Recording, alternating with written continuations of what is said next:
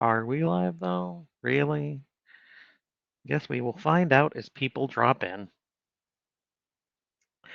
So I'll just stand here and or sit here and talk to myself for a little bit while I wait for people to show up and hope people show up so I'm not just an idiot rambling by myself for I don't know how long, because that would be sad. And yet fitting in its own way. Very, very fitting. Because that's how I feel most times. Well, there goes the message out on Discord. So hopefully we'll start to see people trickle in now. It is the September live chat 2025. Wow. Um so there are things to get to. I'm going to go ahead and give people a little bit of time to trickle in here before I start the everyday roundup, as it were.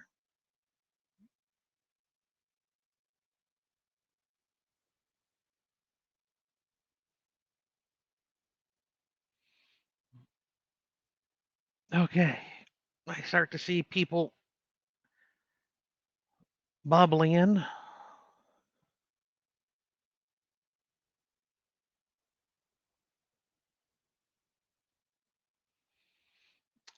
Buck, if you're on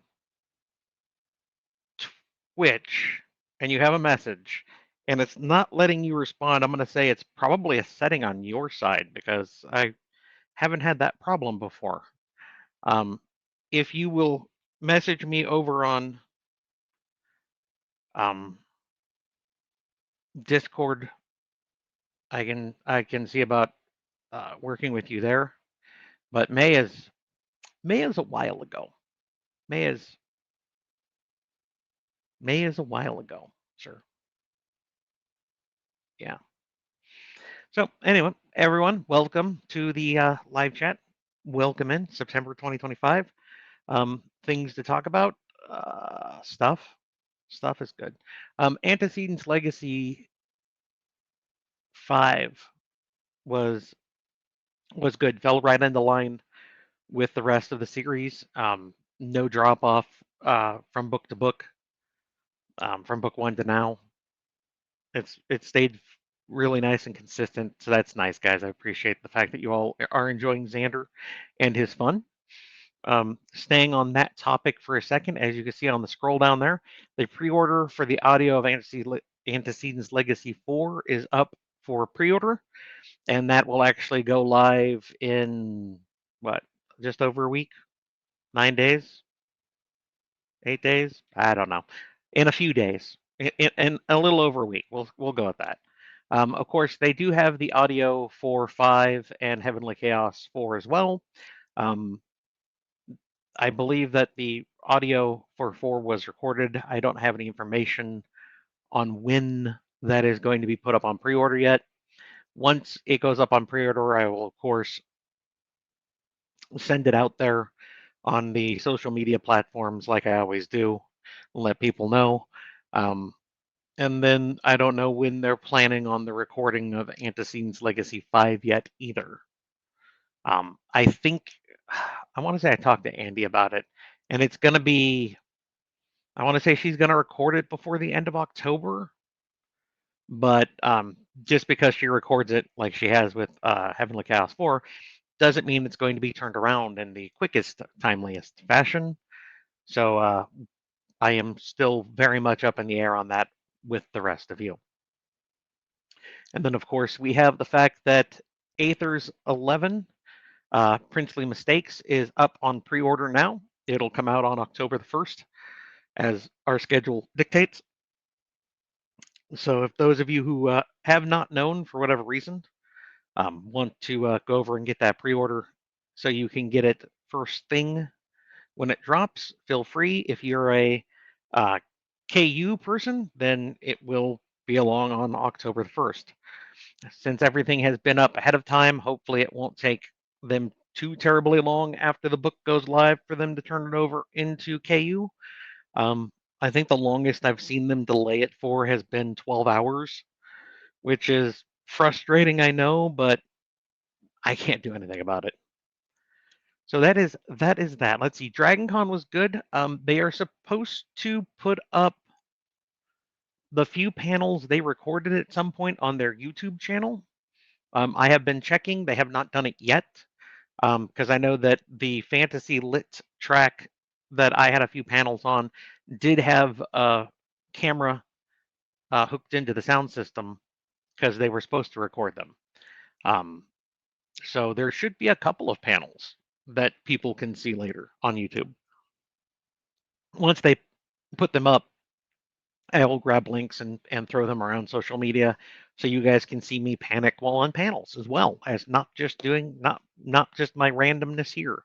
Yay for me. Um, the next thing that I am going to be doing is going to be the fan day for the Reader Nation, so the Fan Nation in Vegas on the 7th of November.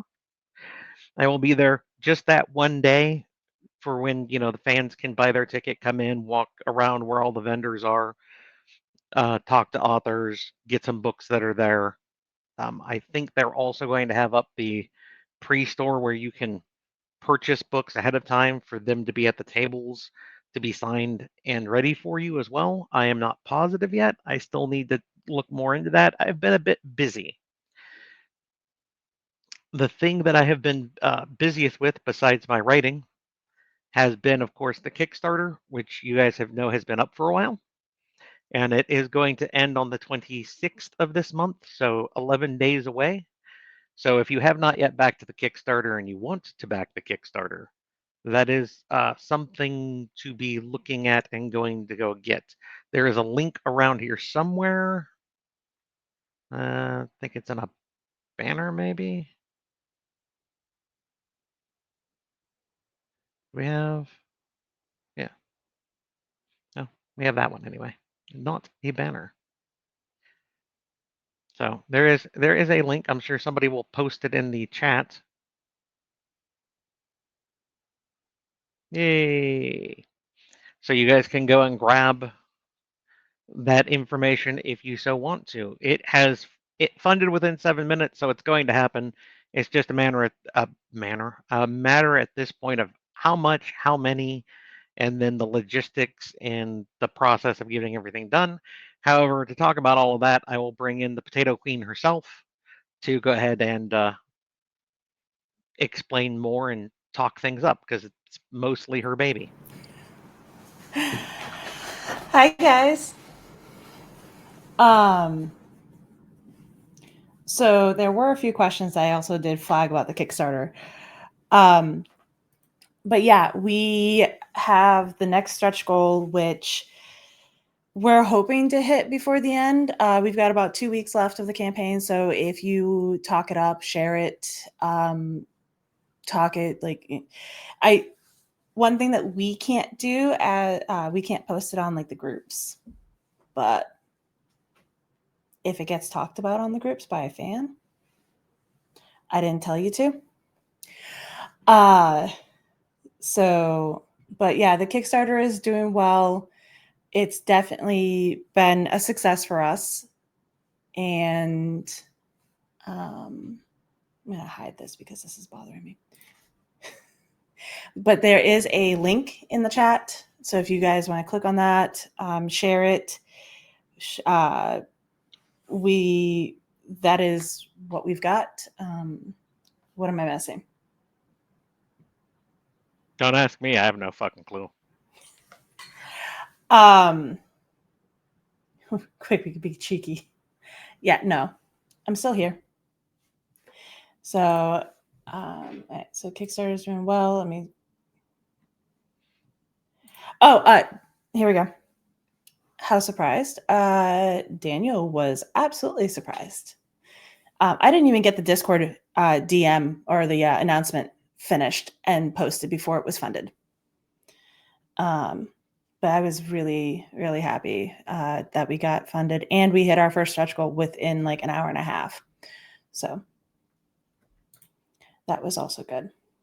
We've hit 2 stretch goals overall We've hit 2 stretch goals overall. So the stretch goals have been upgraded paper quality, and we are now foiling. We're going to have a custom backer acknowledgement page. There is a sample that I posted And then the end pages are now going to be foiled.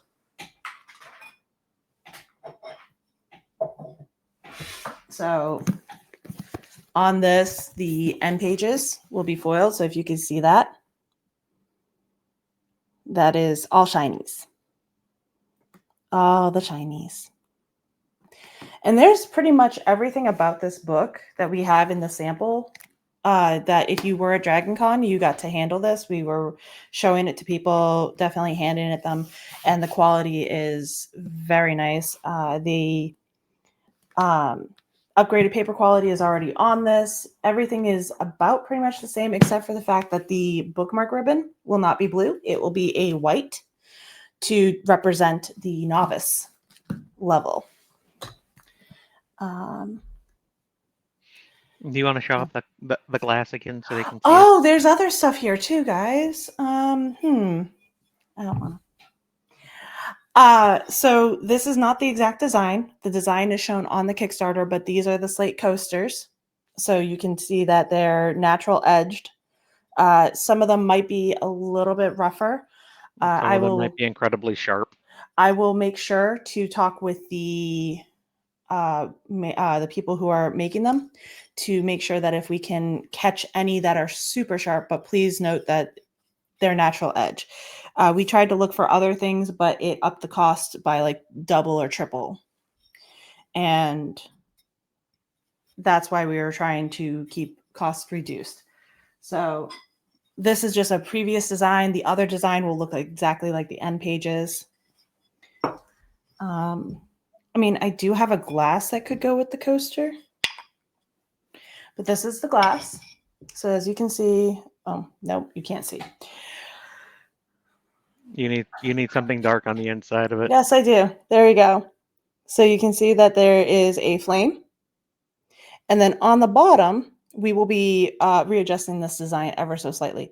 But on the bottom of the glass is the medallion for Greg's medallion. So you can't really fully see it, but it is filled in for 7, which is what it ends at the end of the book, of book 1. I'm on the wrong chats.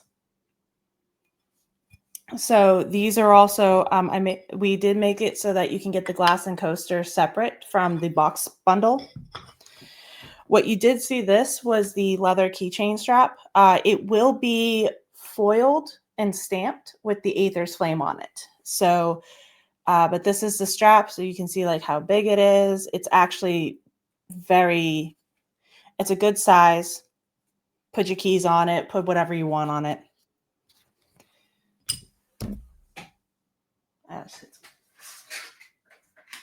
And then the other 2 things that I have on hand is the acrylic bookmark for people who got the box bundle and were curious about that. This is an acrylic bookmark where it looks just like the foiled one that will be given with all of the reward tiers. So, and it's shiny and it may or may not have a tassel. We haven't figured that one out.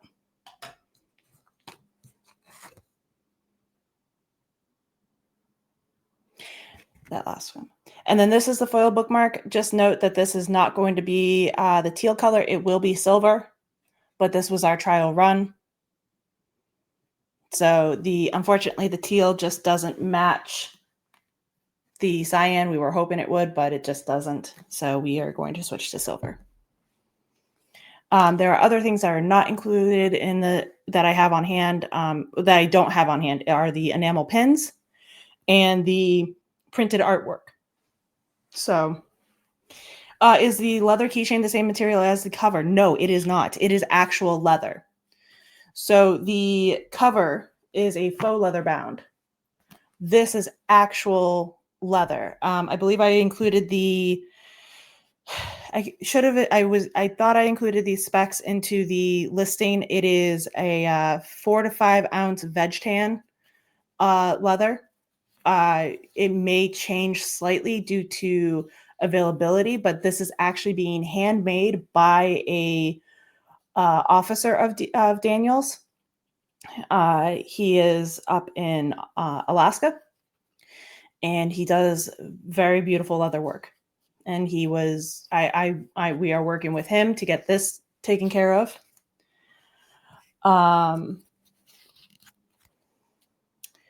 And then the other people who we are working with, which is also mentioned in the Kickstarter, is the Dungeon Meetup, which if you were at Lit RPG Con, they had a booth there. They are doing the acrylic bookmarks, the glass, the coasters, any of like the printed stuff, like the book, like the foil bookmarks or the foiled artwork are going to be just a printing company. And then the enamel pens, I have not figured out exactly who we'll be going through with, but the artist who is designing them, she has a few recommendations. So I will probably be going with one of hers. One of the companies that is a potential is the same company that Daniel uses for his challenge coins. So that might be a possibility for us. So you would know the quality if you had any of his challenge coins. What am I missing? What other questions are there? Oh, can we say a big thank you? I thank you. You're welcome. I opened my big mouth 2 years ago and said, hey, you should do a deluxe edition for Aethers and do it as a Kickstarter. And he's like, okay, yeah, make it happen. I was like, well, crap. Yeah. The Kickstarter will be running till the 26th of September, and it will end at 9 p.m. Pacific. 9 p.m. Eastern, 6 p.m. Pacific. If you are following even if you don't want to support the Kickstarter just this moment, feel free to follow. Feel free to follow the Kickstarter profile for Shinhofen Books. It will tell you'll get notifications from Kickstarter when the Kickstarter is about to end. 48 hours out. Typically, you'll get an email from Kickstarter that says, hey, you have 48 hours left of this campaign. Back now if you want. I can't promise what will be available after the fact. We probably will have late pledges open for a while. So that means if you wanted to get the book and you just couldn't, or you just missed out, we can't.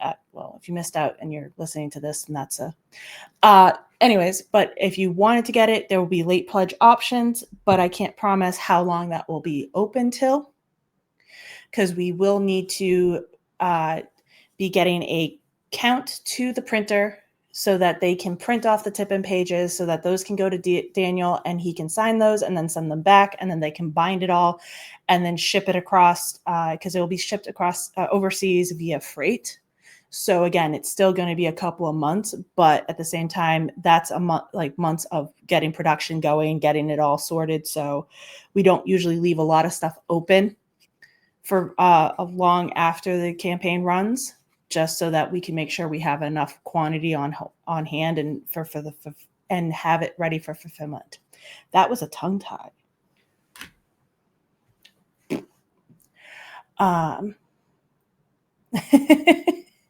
Oh, thank you. I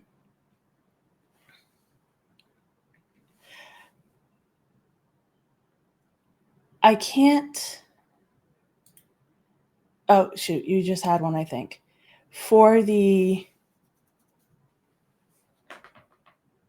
Did you expect to need so many stretch goals, or has it been a surprise? We had tentatively planned for a potential of 6 stretch goals. It all depended on how fast things went. We could have closed them in a little bit more. We could have spaced them out more, depending on how fast we funded and everything. So we made sure that the ones that we really wanted to see done were the ones that got funded first. So I'm excited. I really want the recipe book. I mean, I know Nick doesn't want to make all the recipes, but I want it. I'm not the one cooking. So I think that pretty much covers the Kickstarter stuff. I know I kind of touched on this. Is the Kickstarter going to be the only time this book is available? At the moment, yes. If and when we run future Kickstarter campaigns, there could be the potential to have the option of getting the book available. I know like some places like Wraithmark and others do have the option to add on books. That is also based on quantity. So if we have 350 people who, or 350 books that we fulfill, and say we ordered 500, then that means that we have 150 left over that we could possibly offer. But once that stock runs out, we may not offer it, or we may hold them aside for future campaigns if we're going to run a campaign for book 2 or 3 or any others, and we may want to have those available for like a bundle. It's all dependent. What I can say is that this Kickstarter is the one that you can guarantee to get this book if you back it. There was a kitty.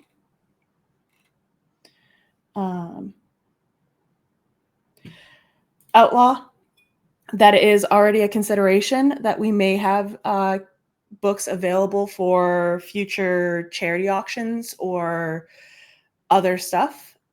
Time will tell. Same thing with the challenge coins. Daniel offers those as a charity item here and there. I am not sure if I'm going to be doing it much in the future. Yep. So maybe, possibly, I wouldn't count on it. Is going to be my answer for most things at this point.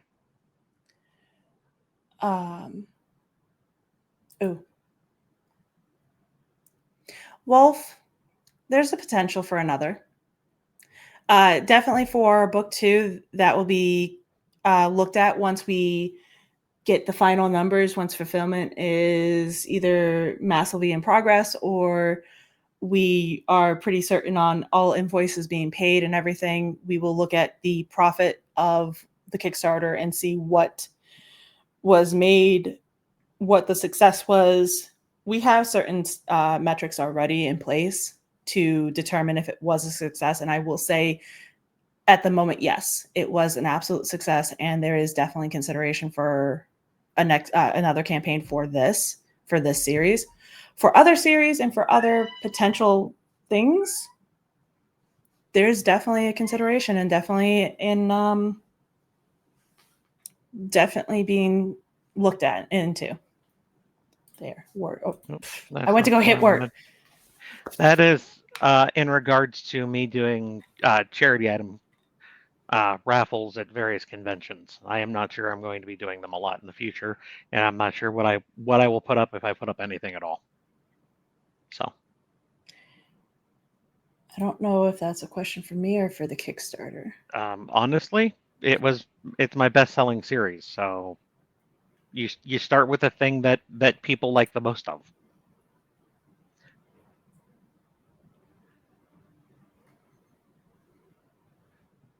I mean, could some of the bloopers be illustrated? Yes, I'm sure that some of them could. That would be a stretch goal way down the road in any given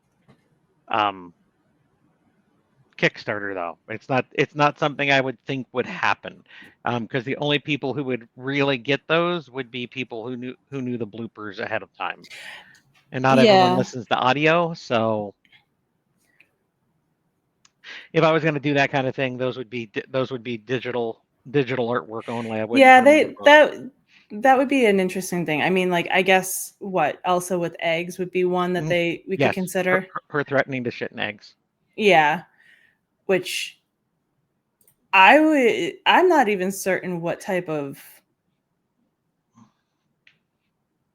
You okay? Oh, you scared him? Okay. I'm just trying to think of how I would approach an artist for that question. Can you illustrate a younger female shitting in eggs? Well, no. She threatened to.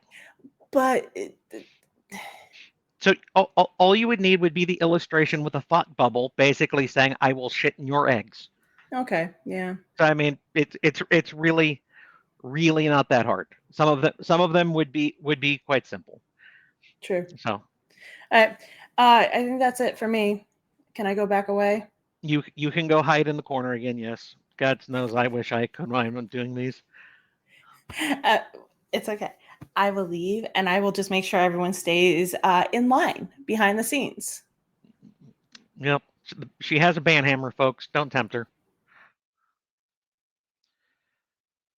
All right.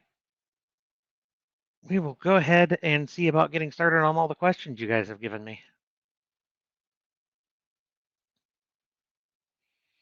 So let's see what we got here. Magnus, I'm not even sure. I have not looked. Honestly, I normally don't look at pre-order numbers until after things go live because it it it's like the Kickstarter things flux. If you pre-order it ahead of time, you can then back out of having pre-ordered it, and that number bounces, which we've seen with some people on the Kickstarter. So I don't check pre-order numbers until after the book launches because that's the final number that there is. So I cannot tell you. I'm sorry. Has Heavenly Chaos 3 been recorded, or is that on the docket for Andy? I believe she had recorded it. I'm fairly certain. And it was sent to Podium. It's in their hands. The last I had was they were getting things in order to set up a pre-order for it, but they have not given me a firm date on when the pre-order is when it's going to be up, how long it's going to be, when the book's going to be published. And until I have hard dates in hand, I don't think about it. They'll tell me, "Oh yeah, we plan to put the pre-order up on September X," and they'll submit the pre-order to ACX at that point. But then it might be another 4 days till the pre-order launches, which is what happened with Antecedents Legacy 4. So then people were like, "Hey, dude, where's the pre-order? I thought the pre-order was supposed to be up." So until it goes live, I have no information. Once it goes live, I will gladly tell everyone. I dislike giving people hope that they're going to see something and then it not actively being there. So yeah. Dumb question. Does Andy work with many other authors? Do you have to fight for her time any? Um, she works with a lot of other authors. Um, geez, I can't even think of all. She is always recording something outside of the few times she takes time off to like visit family or something. Um, so she's almost always it's like 5-6 days a week she's recording, guys. Um, so she works with a lot of people. At this point, since I have gone to a book every 2 months, a very set schedule, she has agreed to basically put me in for a recording slot on those moments. So when the book comes out, I can hand it off, or since I have the pre-order up, I can hand the book off. She can record it, and we can see about getting things out in a timely manner. I only have a few more books that are going through Podium, and mostly that is going to be to not have the audio. Pardon me, this door's not where it normally is, which is going to bother me. Which is going to not delay the audio unduly as we've had. So, how far are you in your writing schedule rotation? How far forward am I? Well, let's see. I have uh, Aether's up on pre-order, and I finished writing Heavenly Chaos 4. Um, so I am a book and a half up, I would say. Not as far forward as I would like, but that's life. I'll see about trying to stretch that ahead as things go on. Life is life, though. So the Kickstarter was a slight success. I would say more than a little bit. I am not running the nuts and bolts of things, and I rarely ever talk about money. But I would say that yes, it is going to be a success. How big a profit it would end up being, I don't know. And if I did know, I still wouldn't say anything.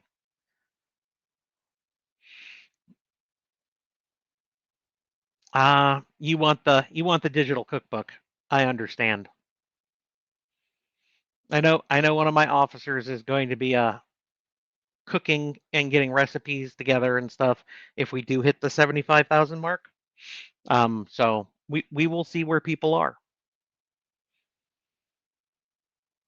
How many of your staff or people who help you, Daniel, are fans or get the Firefly references? That's, I would say, two separate questions. I am not sure how many of my officers are devoted Firefly fans, so I cannot say. And I know at least one of my officers enjoyed the show, but isn't as big a fan of it as I am. But let's see, how many people who helped me? I would say most of my officers are fans because that would just be weird if they weren't. Um, I do know a couple of officers who aren't enamored of a series or another, which is fine. So I think that answers the question. Brian, that'll never happen in a Kickstarter because of rules about bladed weapons across nations and states. So yeah, no. Don't make a Kickstarter where you're shipping weapons. It won't turn out well. Hello, buddy. Your mama's awake. Why are you in here? You didn't like it when I picked you up. You don't like being up. You don't like uppies. We all know that Audio's in Podium's hands, but they seem to be dragging their feet. Is there anything? No, you can't. Podium moves at podium time, guys. There's not a thing you can do about it. I picked him up earlier and showed him off on stream, and then he said no, so I put him down. The stinky dinky boy. Yeah, your mama can hold you longer. You love your mama. I am just the spare person to you. Yeah, if he had a kibble. If this is successful enough and you run another Kickstarter, would you do book 2 of AR or book 1 of another series? There is plans for another Kickstarter after the Aethers one finishes. It is not going to go into book 2 of Aethers, and it is not going into into a series you know. There was a special project that I had done that will end up being the next Kickstarter. There are bits and pieces that still have to be discussed with people and things worked out. So I'm not going to go into more of it than that.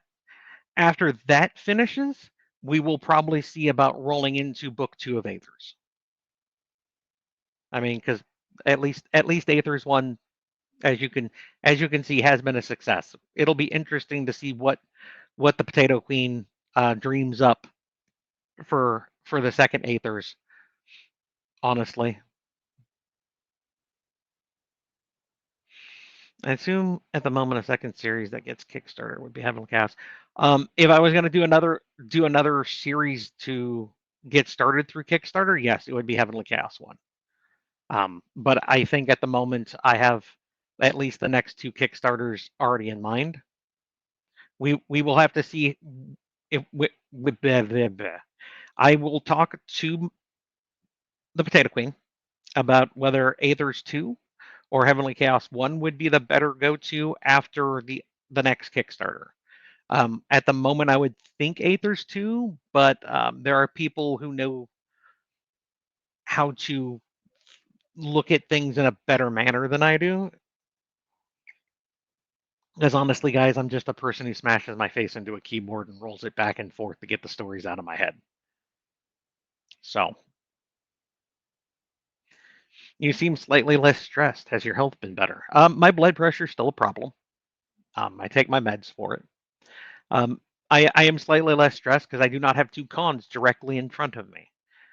Doing Lit RPG Con and then basically turning around the very next month to go do Dragon Con, when you're talking to a extreme introvert, is going to raise my stress levels. I do them though because fans are going to be there. I want to give back to you guys. You make this possible. So that's where I am.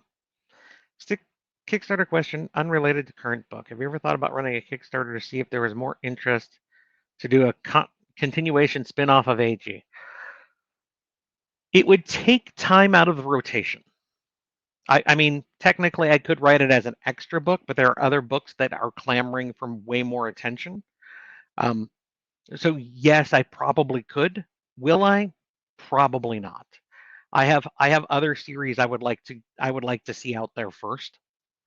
Um, if I was going to keep it out of rotation, which it would have to be, because even a Kickstarter for the continuation of AG, I don't think would pull in enough to make it viable for all the effort that goes into it. So the reason we do a Kickstarter of existing series is we know that there is a fan base there who is devoted to the series that wants something for that series, right? When you do, if I was going to go back and do a continuation of AG or Binding Words or something, it's not as guaranteed because you're taking an existing franchise that has ended and then trying to get people interested in some new part of it, which as series go on you normally see a decline in readership. So it would be a harder sell through, if that makes sense. I really question sometimes if what I say is understandable. Could just be me. Questions about AR10 Whispersync. I notice in some cases books appear in a few days, other cases month. Is there something you have? Is that something you have influence over?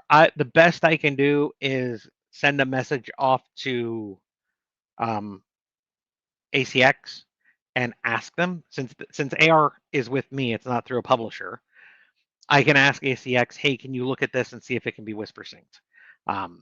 When people message me about, because sometimes if I have to fix errors in a previous book, let's go all the way back, like Binding Words 2. If I get a notice from Kindle that I have to fix errors, and I fix the errors, and I push up the new version of Binding Words 2, it might drop Whisper Sync for some reason. I would then need to go to ACX and be like, hey, can you guys look at this? Can we see about getting this reconnected? With a new book, normally I would say within a month it should pop. If it does not, I just need someone to tell me. I don't look at that. Is Whisper Sync there? If somebody informs me, hey, could you see about getting Whisper Sync on this? And it's a book that I published, so it's not one of the ones that's through Podium. Then yes, I can basically send them a message and request them to do it. It does not mean it'll happen. I would say 95% of the time, yes, they'll go through their process and get it done. But every once in a while, for whatever reason, like someone over there will drop the ball. And then it'll sit there longer without Whisper Sync until such time that somebody pokes me again, a month or 2 months later and says, hey, I've noticed. And I'll be like, well, that's really odd. Let me send them a message again. So if you're telling me that AR10 is not connected via Whisper Sync, do me a favor and message me on Discord and tell me. And then that will remind me later when I'm doing admin stuff, because my brain is going to be mush and I'm not going to be able to write because of live chat, that I need to send a quick email off to ACX to ask about them doing Whisper Sync on it. Okay? Cool. Guys, I'm really sorry. I'm not ending this. I'm just going to apologize now. Words seem to be very difficult for me today. There's stuff in life. So, as I stumble more and more, I apologize now. Okay? Cool. Good talk. How was your spoon usage at DragonCon? I don't have spoons at a convention. They leave long before I even get there. I am an extreme introvert. By the time I leave my house to go to the airport to go to a convention, I got no spoons. Spoons are gone. There's no spoon no more. I don't even have a spork by the time I land on a plane. And I normally try to keep a tactical spork around just because. I am not going to answer that question. I have looked ahead.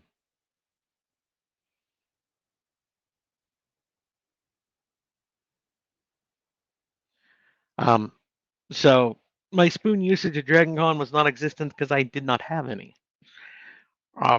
If you catch me in a convention, I got no spoons. However, I will talk to you. I will do my best to be social. I am there to give back to fans, to make new fans, and to meet existing ones. So I do the best I can, but no spoon, no fork, no knife, no spork. There's just me, which is why if you see me at a convention, I might have a very strained smile on my face, or I might look like death has run me over. Those are the reasons why. If you want to see books Andy has recorded, go to Amazon, click her name under narrator, see a list of all the books she's narrated. And there is a list, guys. There is a long library of things she has done.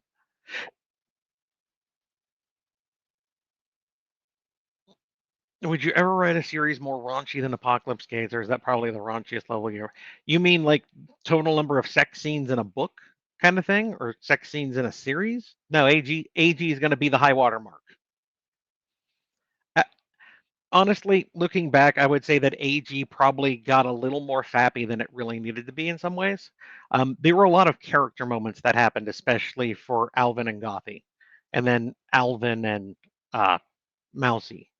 Uh, there were a lot of character moments in those scenes, so they have there was reason for them to be included.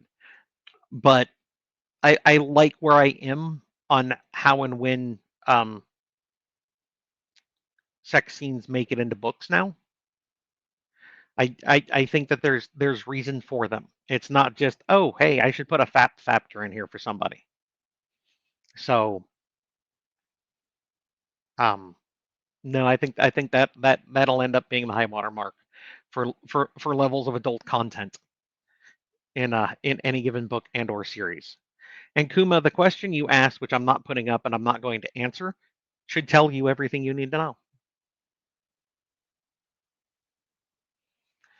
It's a good thing your job has nothing to do with words. Not a freaking thing. I just report what my characters say. I don't have to word. They word. I just roll my face to get the words out. That's it. So it's a wonderful thing that I don't actively have to word. My editors will tell you I don't word very well anyway. So if any of you ever see my rough chapters that haven't even had one editing pass, you'd understand.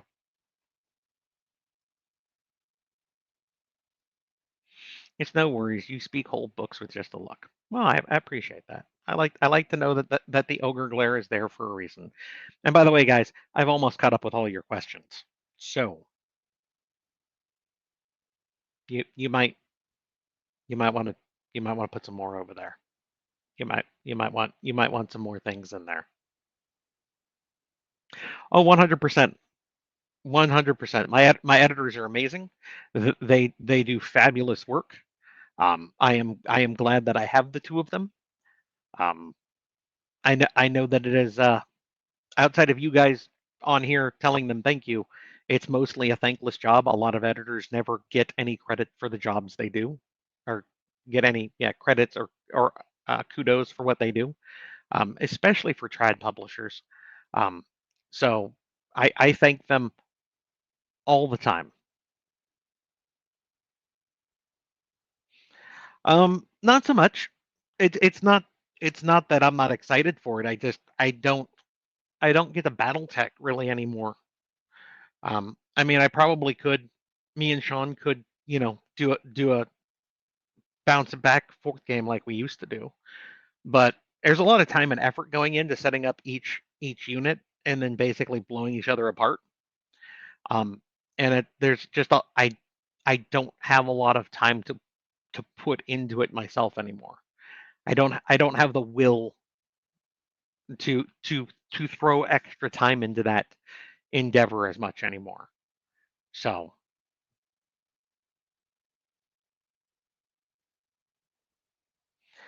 if I wrote a book, who would you recommend for an editor? I wouldn't, Wolf. My two editors are busy. They will stay busy for the rest of time.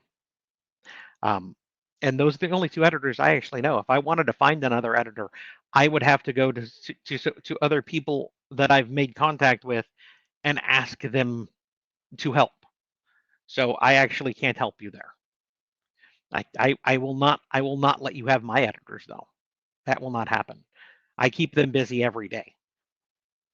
So actually, I keep one of them busy every day. The other one is only mostly busy, but she bounces between me and another author, so she's basically busy all the time too.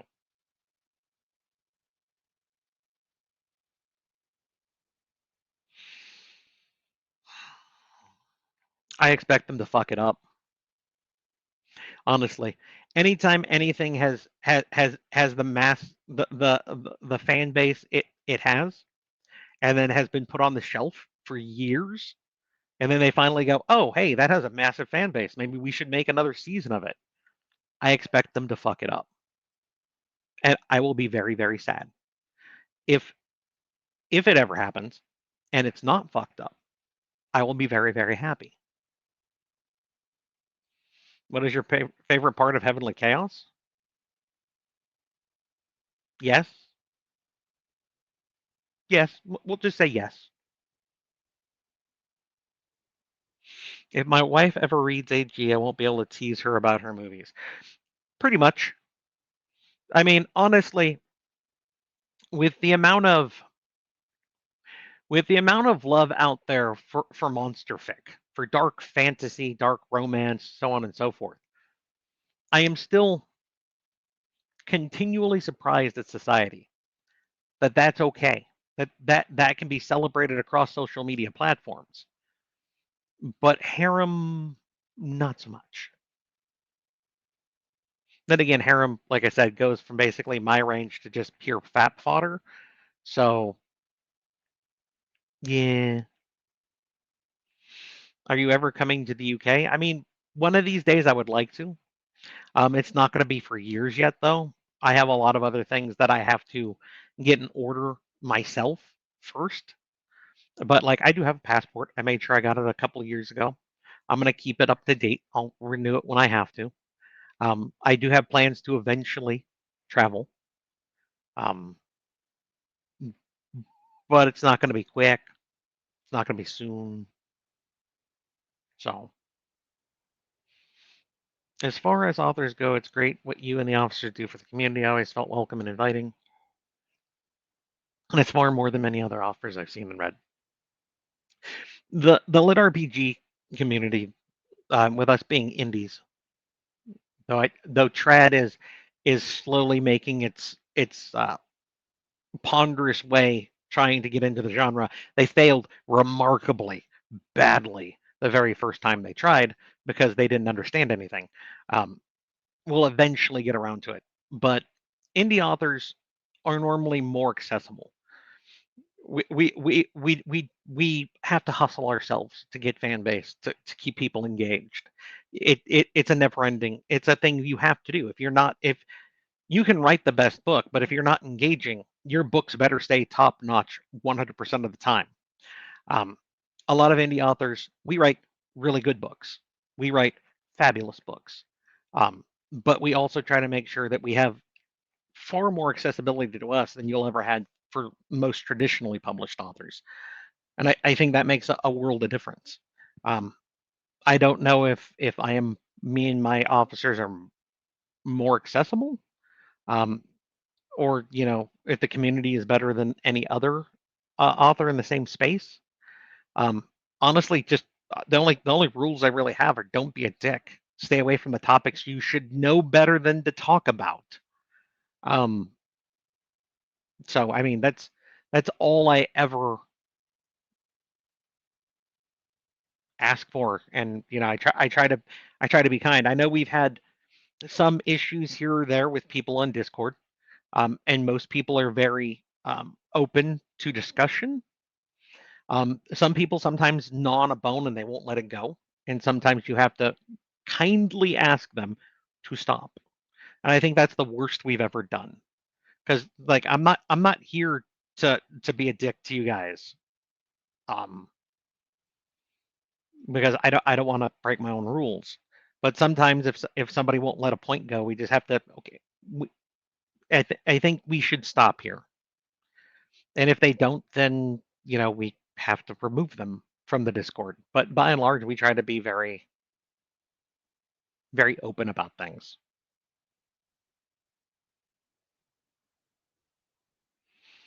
Kickstarter add-on, the first chapter of the first draft of Aether 1. Not a fucking chance. No. No.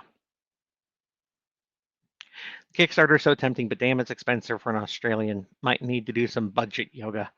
I mean, yeah, it would be. I mean, because after you back the Kickstarter, we ship it. You're probably going to get hit with the fees and imports and everything else. So I understand that part. On top of the cost of what is.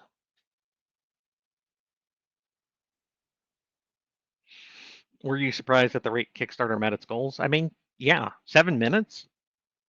I mean, I thought the goal was high. I thought, yeah, we might meet it in a day or two. You know, that'd be good.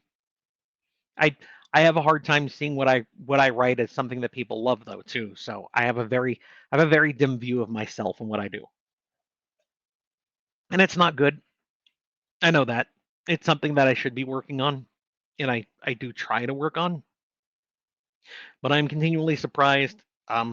Like when I go to a convention and I'll talk to other authors, like I'll talk to Haylock Johnson, heretical fishing author, and he seeks me out to talk to me, you know, and he's like, yeah, I really, you know, I wanted to talk to you about these things, and I'm confused. I've read Heretical Fishing, really good series. I've liked it, um, and I don't see myself in the same light, and I that's a disservice to me, and it's honestly probably a disservice to you guys too. But I've always had a problem with seeing what I do the way you guys see it, so I'll keep working on it. All of life is slowly trying to improve yourself where it should be. It's been a little while with the new schedule. How does it feel? We're just people keep saying that, and I know that it's been honestly about 6 months, but that's really only one set. I'm just now getting to that second set in the cycle. I won't know until like next year sometime. Is the 3 book rotation still feel good? Because to get from Aethers to Aethers, that's 6 months, and it's going to take me a couple of bounces to realize, okay, getting back to Aethers again. Has my brain gotten back to the point where, you know, it's calm and good, and I can bounce this story the way I'm supposed to, or do I need that 4th story in there to give that a little more time to pick up the bounce again? So it's hard. I don't know. I'll know sometime in 26. I know it seems like a long time. And technically, yeah, it's been half a year, but at the same time, that's one cycle. So I can't say yet.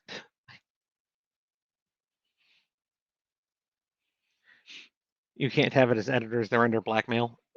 No. Neither of them is technically under contract. However, I keep them both working very hard. Can you approach them? Yes, nothing is stopping you. Um, one of them might say yes. I know she does work for other authors, like I've said.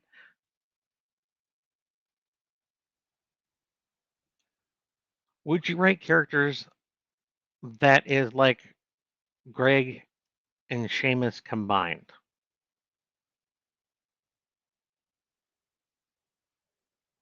I mean, they're both very, very good individuals.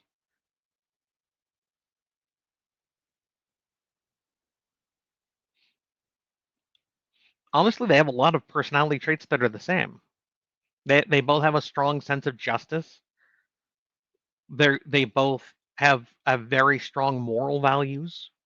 I don't see those two as that far apart, honestly.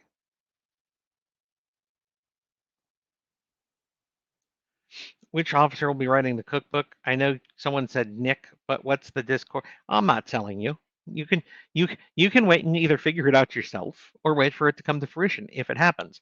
I am not throwing the poor man under a bus. She, however, has no problem throwing the evilest of names under the bus.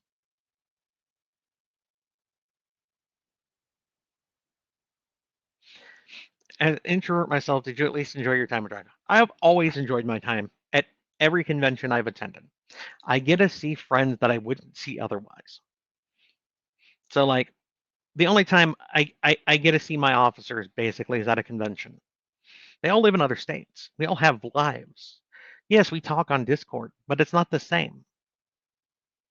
Especially for me, the way I view people. Unless I hang out with you outside of like work related issues, it's hard for me to connect. Talking with somebody on Discord is a connection, but for me, it's a very thin connection. Hanging out with somebody after like panels, sitting down having a meal and just chatting about different things in life. That I get to go see them and do that. So I always have fun in a way because I get to see those friends those connections and friends I've made over the years. Um, it is always gratifying to have a fan come up and want to talk about one series or another or all of them. Um, so that's always fun. It drains me, and that's the only thing. It's not that I don't have fun. If I didn't have any fun at all, I wouldn't go. Nothing is making me go. It is something that is being worked on in the background. That is what I will say. Any plans on adding what happened with Nick and his grandfather and the Emperor after he was sent back from Buldoon? I mean, there have been hints and pieces. Like, am I going to devote like an entire chapter to that kind of thing? Not from their point of view. The most you're going to get is, oh, by the way, have you heard? Because that time has passed, and I don't like. Aethers has a very straight path for me. I'm not going to go herring off. That was like the people who wanted to see the various chapters of like Daciana's posting or, excuse me, um, Nessa's posting and stuff. Could I have? Yes. Was I ever going to? No, not really.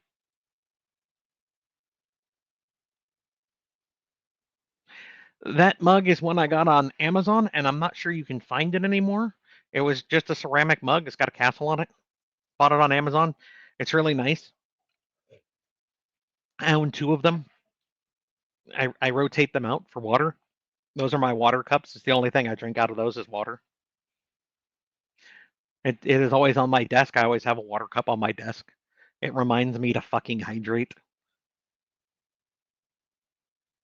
Long-time reader, don't make Twitch often. Any ideas how many books are going to be in Heavenly Chaos? As many as it takes for the story to finish, Steel. It's the same with all of my series. Until the series finishes. Don't ask me. I only report what my characters tell me that they do. So could be 5, could be 105. I don't know. Really, it won't be 105. Let me walk that back because there's going to be somebody out there who thinks that's the number. It's not. It could be anywhere from if I lowballed it myself, 10 to I don't know, 25 maybe. I don't know. I won't know until the characters tell me what happens and who's doing what and what's going on where. So I will say that there is one thing with Heavenly Chaos 4 that I have done that I try not to do. I've tried to stay away from because by and large I dislike it. There are a couple of times where I show points of view that aren't the main characters, and they're snippets. But I have done that for very important reasons, and you will see them when you get to Heavenly Chaos 4, and we will see how it works. I think it's important, but it also kind of grates on me because I really dislike it when the story goes away from the main character. I have a very bad habit of myself when I'm reading books that do that of skipping entire chapters because I want to know what happens to the main character when it happens to the main character. I don't want to know what is happening in the background. And if you give me a fucking goddamn chapter from the villain's point of view, I am absolutely skipping that chapter. That's my pet peeve. I'm weirdly protective of Heavenly Chaos. I was not expecting to be arguing with people on Facebook about it with as much commitment as I have. I am glad that you enjoy it. Honestly, I would say never argue. Try to have a discourse. Try to have a polite discussion. And if they refuse to have a polite discussion, walk away. We have stopped having polite discourses in the world, and it makes me sad. When I was a kid, you could have a discussion with people of diametrically opposed viewpoints, and it wouldn't devolve into screaming and yelling or worse. And I'd like that to happen again. So if they continue to, if they want to argue and are not willing to have a discussion, just walk away. It'll be better for you in the long run. I get a monthly email from a traditional pub house. It's amazing how few books they are publishing, and their sale is often cost them $9.99. I can't remember the last time I bought a book from a trad house, and most don't Kickstarter either. I love my indies. Yeah, I understand. You have to remember with traditional publishing, they're basically making their profit and trying to make back what they've already given to the author. That's why you're going to see that increase in cost, because the increase in cost comes from the giant company that is the traditional publishing house. I mean, my books sell for I think it's $4.99 still. I haven't even raised my prices, guys. It's been 9 years this October. Ooh, that reminds me of something else I should mention. I'll do that in a second. It's been 9 years this October. I raised my prices one time. They were $2.99, I think, back in 2016, maybe $3.99, and they were that through most of 2017, I want to say, as well. And then they went to $4.99, and they've been there since 2017. So 8 years, my books have sold at basically $4.99. Even with all the goddamn inflation and stuff and the cost of everything going up, I have kept my prices the same. I know that most other people in the genre have raised their prices to $5.99 or $6.99. I stay where I have been. One day I might have to raise them again, but at the moment I am fine where I am. It's a little more value for you guys. Try to make it a little bit easier for people to enjoy the books, for those people who are buying them and aren't on KU as it is. One day I might have to raise them, but I am resistant to doing so. I myself dislike it when prices escalate. We all are. But I will stay where I am.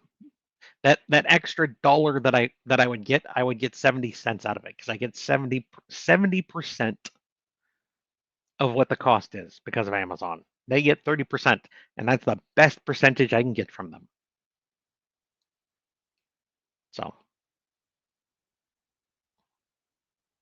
So anyway, the thing that I was reminded about when I thought about October 3rd, hang on, double check. October 3rd. I will have been a published writer for 9 years, October 3rd. So here sometime in the next week or so, I will be putting together my October giveaway. I do one in May for my full-time publishing anniversary. I do one in October for my published anniversary. So that's where I give away one red shirt. Well, I give away a red shirt on Facebook and on Discord.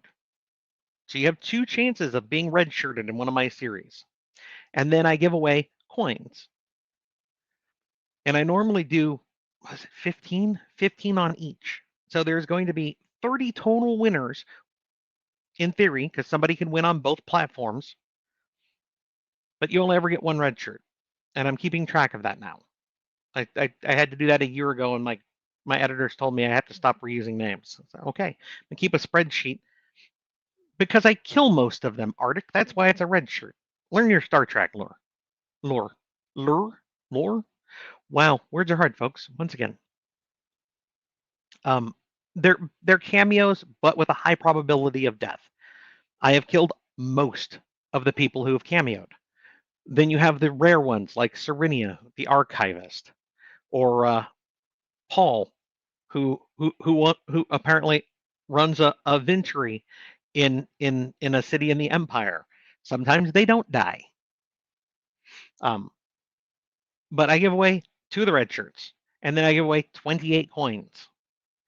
So if those 2 things are of interest to you, sometime in the next week, just look at Facebook, look at Discord sometime next week. I will have them up by then, and enter.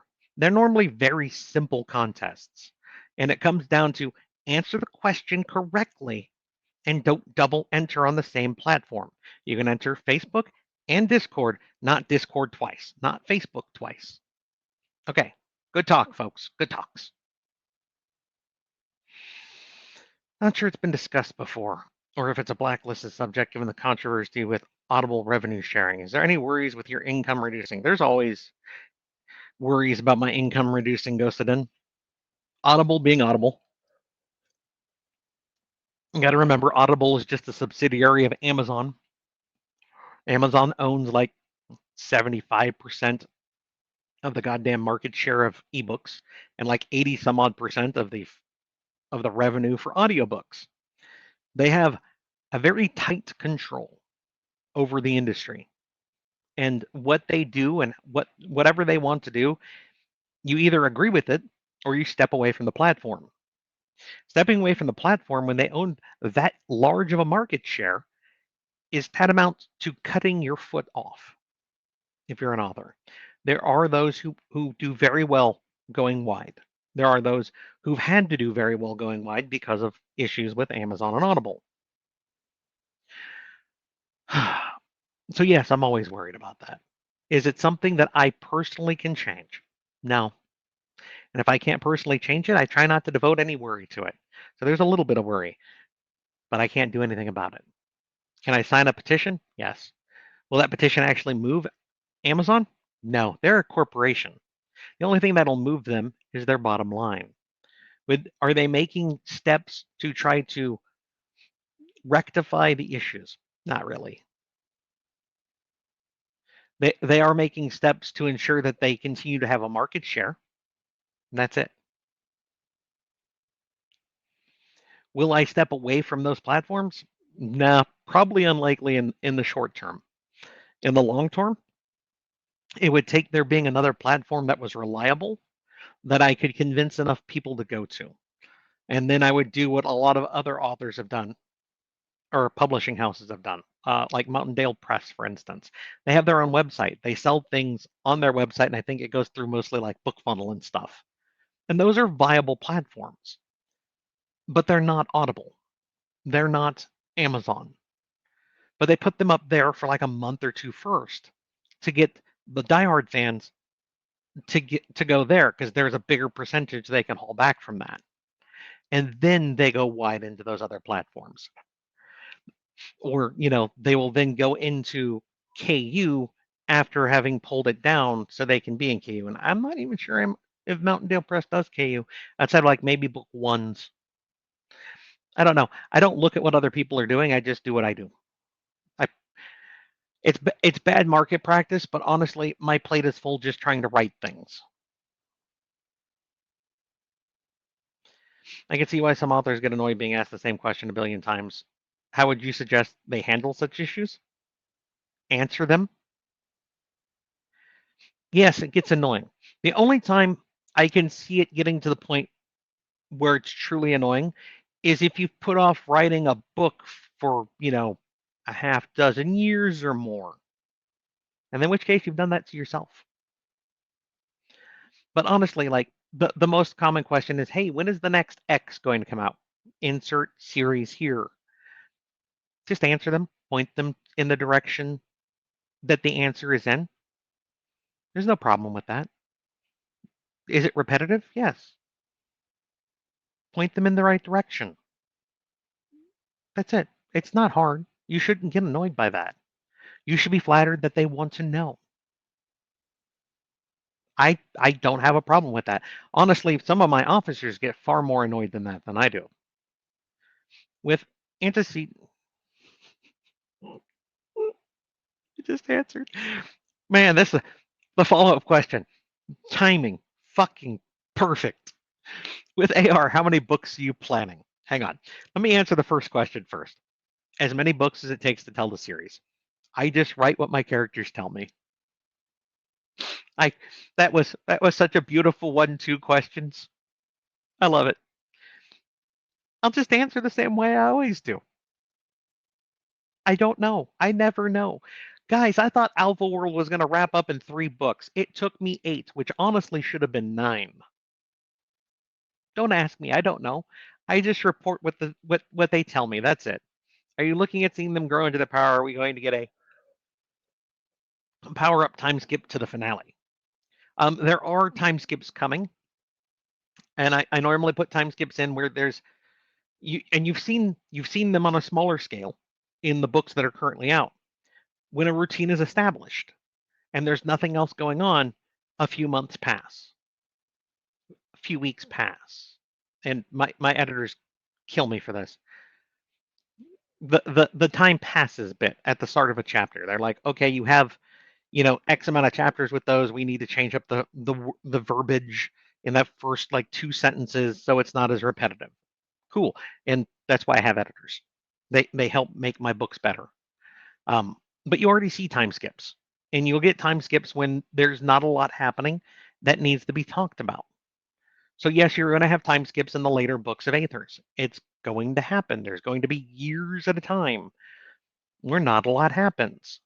There's no emergency going on, and I can be like, life is life, and I'll give you normally a brief recap of any smaller thing that I think should be mentioned but wasn't big enough to put on screen, right?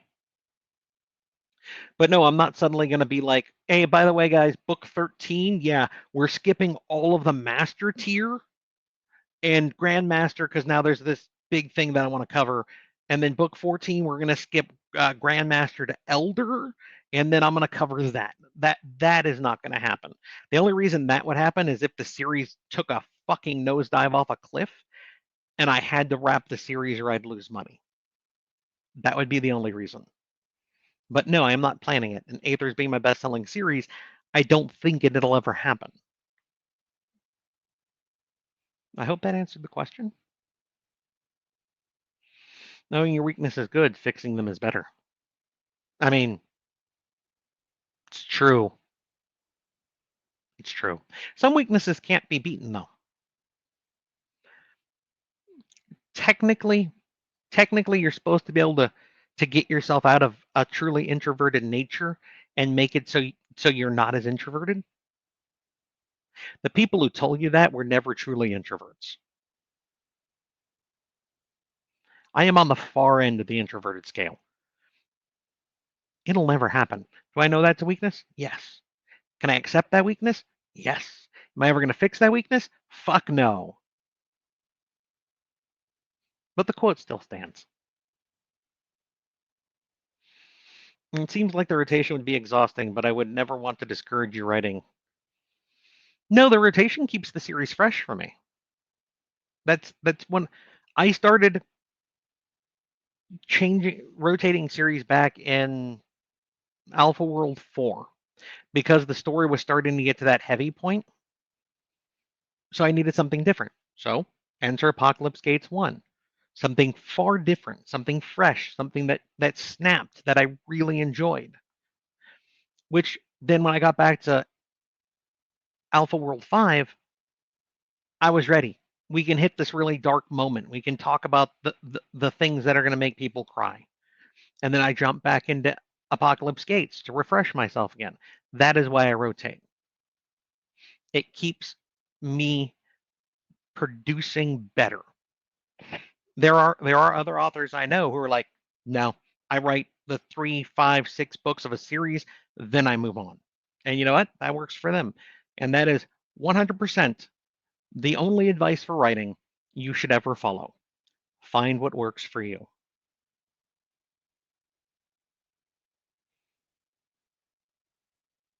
Will we get a story for Zelda at some point? I'm assuming you meant Zelda from Antecedents. And she died in the first book. And if you're talking about the AI, she's kind of part of Maker. Our maker is part of Xander. So, no. I know this is a strange question as an amateur writer myself. Do you ever feel the need to read a previous book if you face a writer's block? Depends on what you mean by writer's block. A lot of people, when they talk about writer's block, mean the thing where you cannot write anymore. Just you can't. You hit a corner. It's days. It's weeks. You can't produce. Edith the Bean, the little princess girl. Hello, little princess girl. Yeah, that's what she do. That kind of writer's block I've never had. The most I get is where I get to a point where my characters are like, and they stop talking to me. And it normally becomes because there is a branch. It could go A, it could go B. And at that point, I just stop. I'll go for a walk. I'll go play a game for a little bit. And then I come back and finish the chapter. I have never had a moment stop me for more than a couple of hours. When I've come back and I've written, it's been fine. There have been times where I've hit one of those, gone away, come back, written, and then the next day looked at what I had written the previous day and scrapped the entire chapter and then wrote it again. But at that point, it flows just fine. And the chapter doesn't need to be scrapped so much as I'm just unhappy with it. Those the things that I've scrapped could have stayed and things would have been fine. But I'm just like, you know what? I can write this whole thing just fluider, and I do. Yes, it's a word. Don't worry about it. So it all comes back to what works for you for writer's block. I do reread the previous book of any given series before I start writing the next book in that series. So, like, before writing Antecedents Legacy 6, I reread Antecedents Legacy 5. It puts me back in the mindset of all the characters, refreshes me on all the story beats, and then I get started on writing, and things flow just fine. That works for me. What works for you? And when you say amateur writer, we're all amateur writers. Every indie author, is an amateur in a sense. We're not we're not. Most of us are not recognized professionals, as it were, because unless you're traditionally published, you're not a professional. That is how a lot of people still view indie authors. It boggles my mind because I know I make more than some traditionally published authors, and I'm like, if if that is the end all be all is just to have that little tag that I'm traditionally published, I can forego that to make more money. So I meant Alvin. I don't know why I said Seamus. So a combination between Greg and Alvin. Two very different people. Two very, very different people. I don't know. I mean, outside of the dedication to the people they love,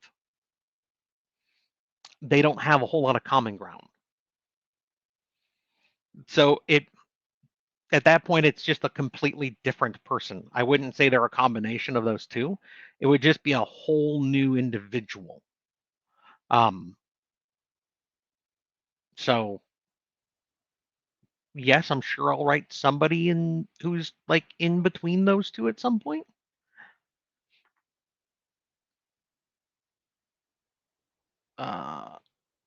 Who's been the person you've been most excited to meet through your success as an author? That I can't believe my job lets me meet this person. Depends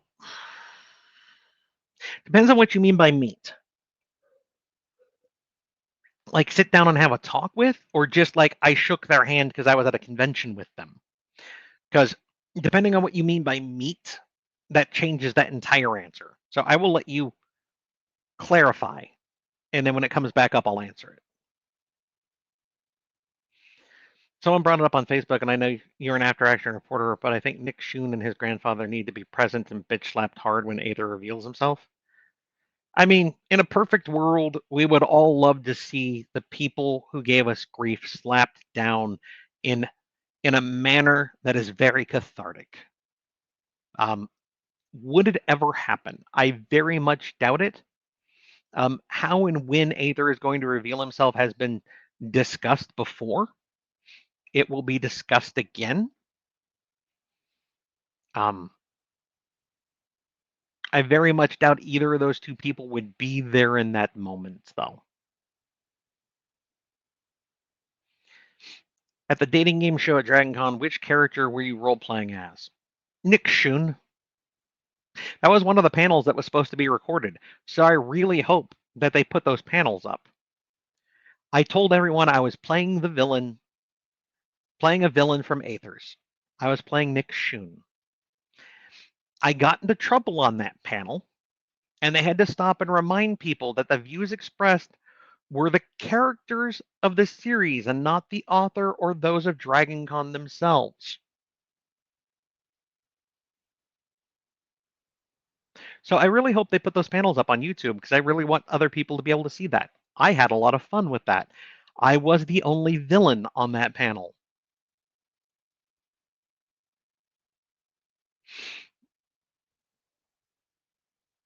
Has anyone asked about the furry family members? My two cats, we've seen them both, Raph. If you watch the playback later on Twitch and or YouTube, we have seen them both. The little old lady is still deaf and going senile, and the big chunky boy, the stinky jinky, does not like me picking him up. His mother can pick him up, and he's okay with it, but then he doesn't like it. I pick him up, and he's like, "Bitch, I will fucking cut you." So probably not something I will be doing again if he's in here. Maybe just a moment to show you everybody why I keep doing this. If I do this, it's because there's a cat screaming at me who wants to be petted. But I don't think I'm going to hold him so much. I heard you speak of other authors' works that you enjoy. Have you reached out to one or felt the need to reach out to them about their work, either critique? I don't critique. I don't do that. There's no such thing as a good critique. Can you give constructive criticism? Yes. The word critique itself is normally used in the manner of this is wrong, let me tell you why. And even then, I don't do that to other authors. The most I will tell them is, yeah, I read that. That series just wasn't for me, which is fine. Have I told authors who I talk to semi-regularly, hey dude, out of your series, this series is just not one I'm going to continue reading? Yes. I've done that. And honestly, that's fine. Just like if they came to me and were like, I love Aethers, but the other two, not so much. Cool. Don't read them then. Only read the one you like. There should never ever be a problem with that. Suggestions about their stories, normally only if they ask me. Because like I'm an after reporter. If you suggest something to me, I'm gonna look at you like, well, that's nice, but I'm just doing what my characters tell me. So if they go, hey, would you look at this? Let me, give me your feedback. Yes. And sadly, anybody who's ever asked me a question gets told normally a couple of things. I can be nice or I can be me. If you want me, I'll be brutally honest with you. You probably won't like it. None of my bosses ever enjoyed it, even though they told me, yeah, we want honest feedback. They fucking don't. I have done that a couple of times. One author was very upset that I said what I said. And I'm like, dude, you're the one who wanted fucking an honest opinion. Don't ask for honesty if you don't like honesty. The other one was like, okay, those are good points. I should look at those. So yes, I have reached out to a couple people. I've had a couple of them reach out to me. There are a few that I still talk to on a semi-regular basis. There are some that I used to talk to that we've just drifted apart. It happens. That's life. Like any friendship or acquaintance, sometimes people just move on.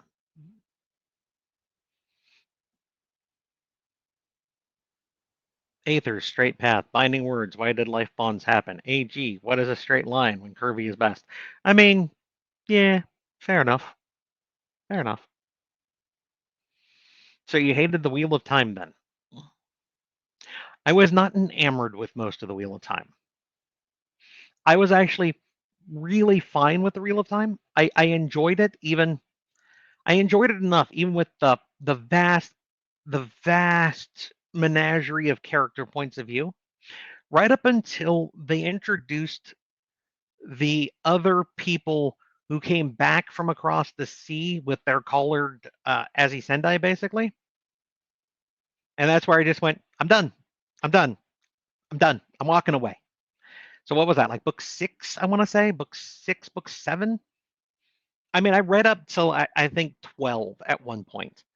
I've never finished the series. I didn't even finish what Jordan had written. Um, there were just too many elements that I dislike from a book standpoint, from a character decision standpoint, which is fine. As I always tell people when they say those things about my books, you can stop reading them, which is what I did. One thing I have never done is go to book 10 and leave a scathing review about how this book X, Y, and Z, when books 1 through 9 were also X, Y, and Z.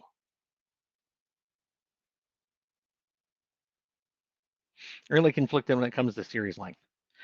I just want the story to have a conclusion. The two things that bother me the most is a series that's just left on hold. There was not even a soft ending given to it. For fuck's sake, people. And then the other one is the series that won't die. When you start to see the same recycled story, it's mostly romance, guys. The same recycled story plot points, just with new bodies and new names. Okay, I'm going to move on.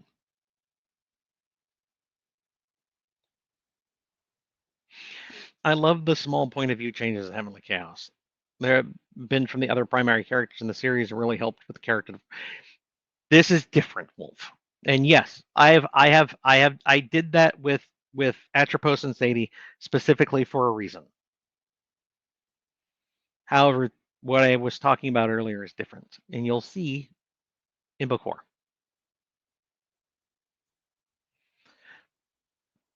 Fair enough. As I'm from the UK, is there any way to get a book signed? Outside of coming to a convention? No? I can understand where that then is a problem and why you'd be asking if I'm coming to the UK. I will think on this. I will think on this. I know that I am going to be sending signed books with the Kickstarter. One of the things that you could add in on was the paperbacks of Aethers 1 through 10 that I am apparently signing, which I will be signing via bookplate, which will then be in the books. So there is that. I know that those are going to be shipped basically everywhere the Kickstarter is going to be shipped. But outside of that, no.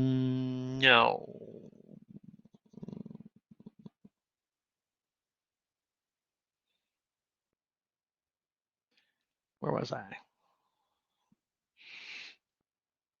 Thanks, as always, for doing this. I have to go off to meetings. My personal pet peeve, part of the job, I guess. Yeah, the only part about that really bothers me is when this meeting could have been an email. Don't miss those at all either. I understand, Miss. Have a good day. Make sure to check back later. I know you're probably already gone, but check back later, see if you were one of the winners.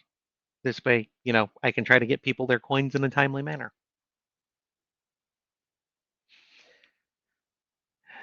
Is it better for you to get the hard copy or buy via Kindle? You mean the physical paperback? I actually make about the same. Because I made the paperbacks accessible wide. So you can go into a Barnes & Noble, ask them to look up the book, and then order you a copy. Because I did that, I get much less on paperback sales. So basically, what I get from you buying a paperback from Amazon or having like Barnes and Noble order it, versus what I get for you buying just the ebook from Amazon is about the same. What I get paid for you if you use Kindle Unlimited to read it is about $1 less. But that's fine. People on a fixed income. That's one of the reasons I've stayed in KU as long as I have, especially nowadays with money being what it is. Read it, enjoy it. If you have disposable income and you have KU and you're interested in buying a copy, do me a favor, read it the first month it comes out on KU. The next calendar month, buy it, because then I get paid for you reading it the 1 month and then you buying it the next. If you read it in 1 month and then also buy it in that same month, they discount the fact that you read it on KU. At least that's the way we believe it works. Amazon doesn't tell us because they don't want people to game the system. So,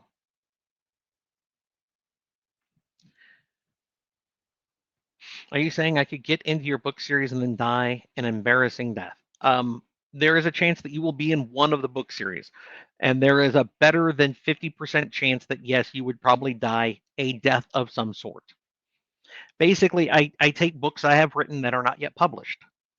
I find a name that I feel comfortable replacing with one of the winners, and then I replace them with one of the winners. I think there's one from May I still need to input into one of the series.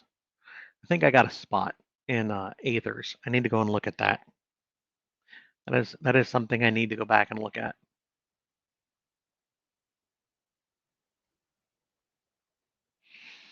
Just stopping in to say hi real quick. Love the new Anticine's Legacy. You are the absolute goat in the genre. I appreciate that. I don't think I am, but once again, I have a very hard time with my personal view of myself. I usually reread the whole series after 2-3 new book comes out on KU. Can you tell me you get credit? We don't know. That is the answer that I have to give you. Amazon does not tell us anything because they don't want people to game the system. However, having looked at things over the years now that I've been doing things, when I go and publish the next Aethers, because that's what's coming up. We'll say when I put out book 11, there's always a bump in all the other books in the series. They all get a little more view and attention again. Some of those are people buying the books, but I also see a bump in page reads. I am not sure what the timing is, but I think, yes, it does count at some point because I know I don't have like another 400 people. Okay, that's a bit much. I don't have another 100 people reading Aethers 3 for the first time. The only thing that makes sense to me is it's somebody who has reborrowed it on KU and is reading it again. What the window might be for that, whether it's, a month, 2 months, 3 months, a year, no idea. And we'll never know. But I believe that yes, there is a correlation to if X amount of time has passed and you go back and like if you've turned it in and then have gone back later and reborrowed it and reread it, that I think that yes, there might be another pay for that. I'm not positive though, and we never will be.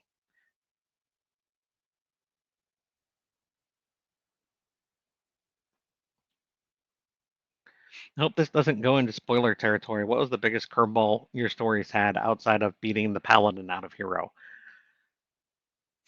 Sean and life bonds.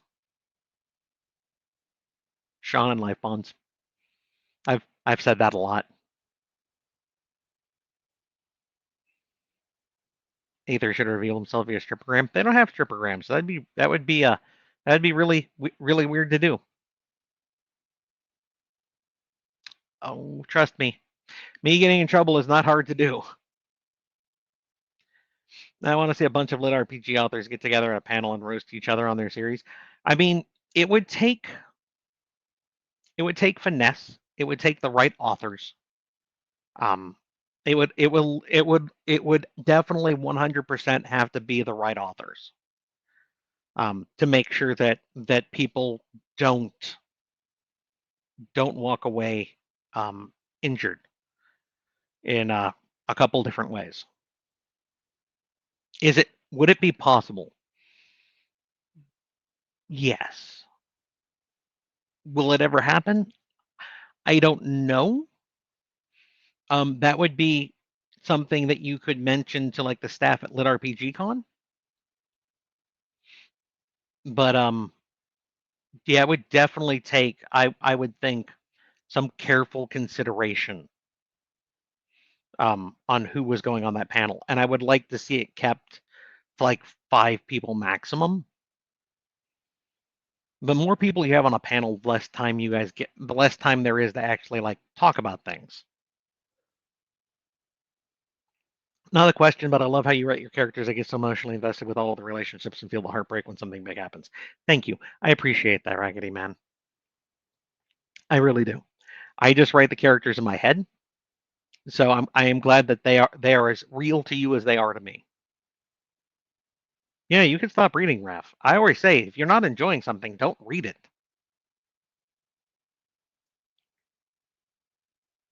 Does KU pay not depend on how much I read? It does. I always say, it's to me, it's always if you get to the end of the book. When you get to that, the bit where they basically flash the rate page at you is basically there you finished this. So as long as you get to that point, you've quote unquote finished the book in their eyes.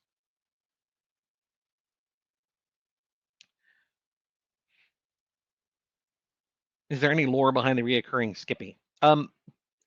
Skippy started in Alpha World. He's a character there. The fans hated him with a passion, and I was told by the fans at the time they would like to see him die 1,000 deaths. I'm working on that.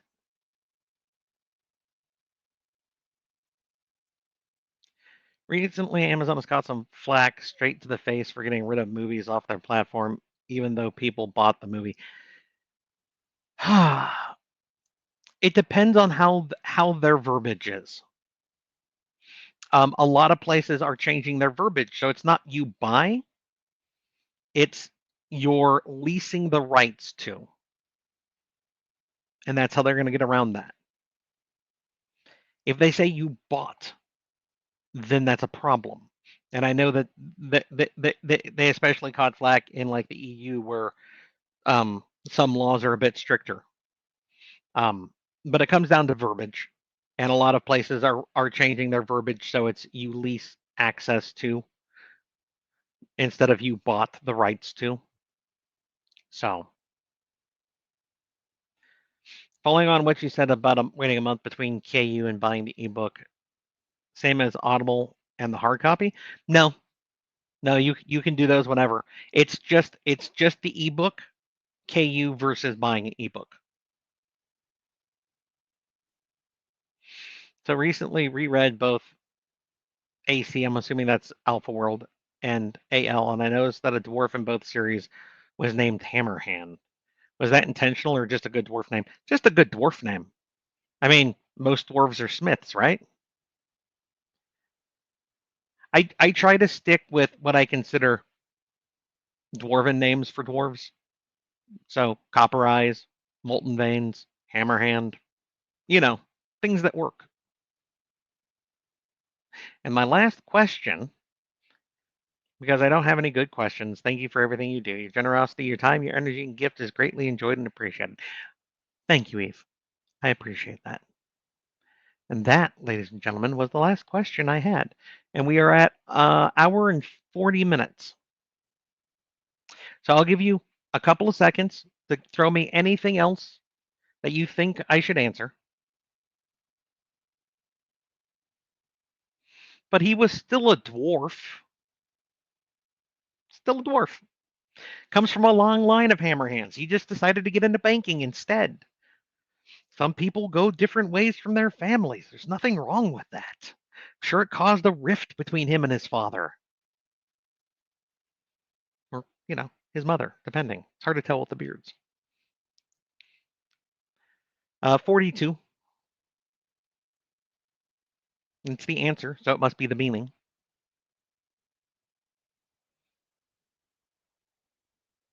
It just is. So, folks, we are going to go ahead and wrap it up. I'm going to go get some lunch and then faceplant myself until I have to go deal with my errands that I have to do with today. So thank you for coming. Please make sure to check your Twitch messages in like the next day or two, so you can tell me which coin you would like and where I'm shipping it if I've messaged you. I try to get those out in a package, so I'm not making, multiple trips out to the post office, because it's not like the post office is just down the street. It's like a 20-minute car trip for me, guys. So please check your Twitch messages tomorrow or the next day. See if I've messaged you. Give me your answers, and I will ship them out. I know that somebody in Washington didn't get theirs from July. Still hasn't shown up, so I gotta fix that. God knows what the post office did with it. So please do that. Otherwise, I will see you guys next month on the 15th at 2 p.m. Pacific. It's gonna be a Wednesday. Oh, do you want attention again? I'm almost done. And until then, remember, the Kickstarter is about to close out in just over a week. The audio for Anticine's Legacy 4 is going to come out in just over a week. And I have giveaways coming up in the next week. There's a lot going on next week now that I think about it. Good gods, DJ. Until next month, though, stay safe. Bye.